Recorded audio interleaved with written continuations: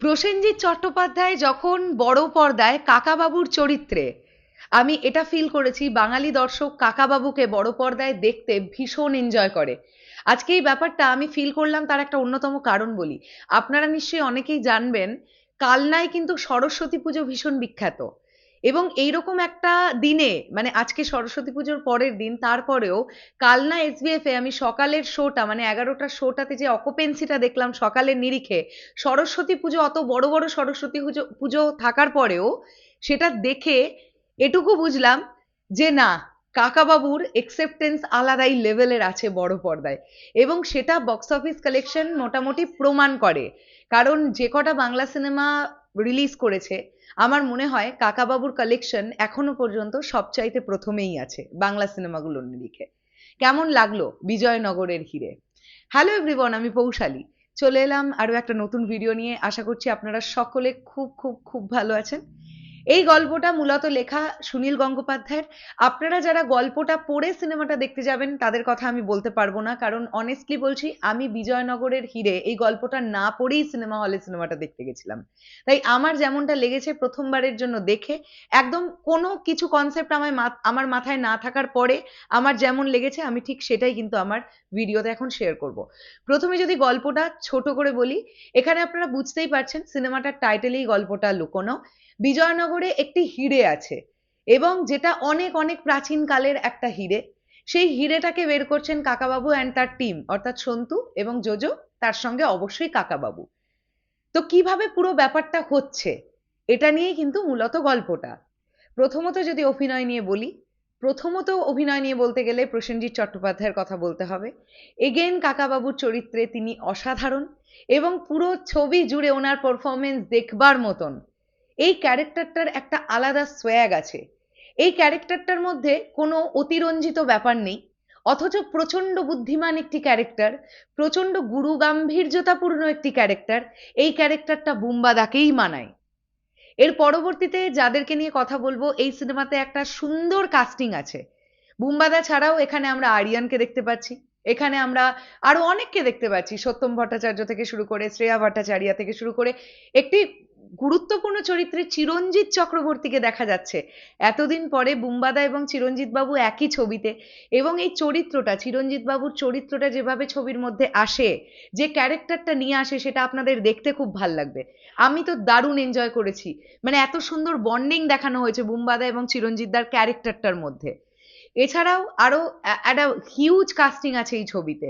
অনুজয়দার কথা তো অবশ্যই বলতে হবে, ব্যাপক পারফরমেন্স।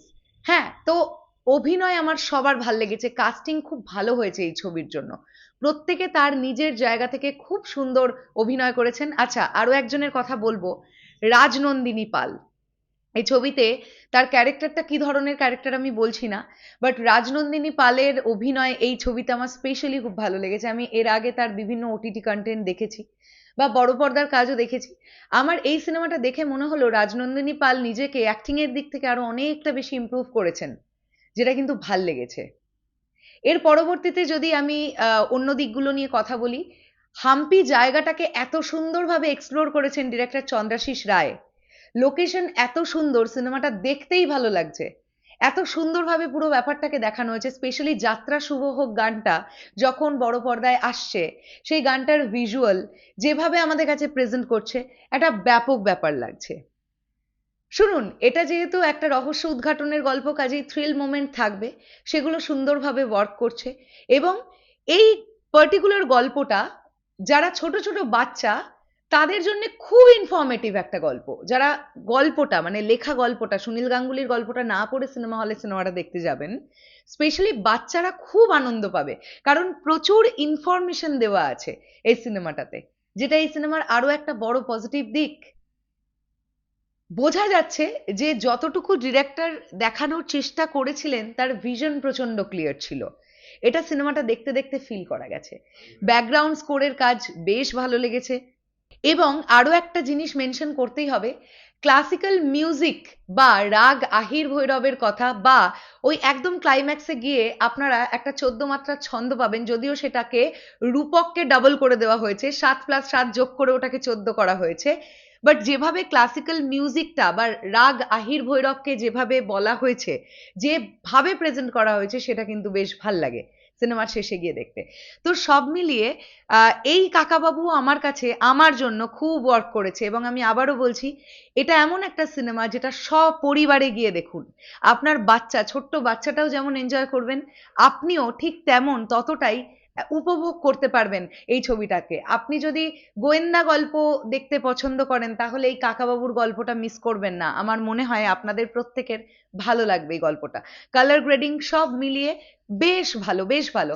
আমি যদি ভুল না করি, আমি দেখলাম ইন্দ্রদীপ দাশগুপ্ত ব্যাকগ্রাউন্ড স্কোরের কাজ করেছেন। খুব সুন্দর ব্যাকগ্রাউন্ড স্কোর হয়েছে, দারুণ হয়েছে।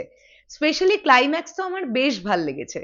তো এই ছিল আমার বিজয়নগরের হিরে নিয়ে রিভিউ। নেগেটিভ দিক আমার তেমন খুব একটা কিছু লাগেনি। আপনারা যারা দেখেছেন, আপনাদের কেমন লেগেছে সেটা ডেফিনেটলি কমেন্ট সেকশনে জানাতে পারেন। শেষ করলাম ভিডিওটা, আসছি আবার খুব শিগগিরই। তাহলে এখনের জন্যে টাটা।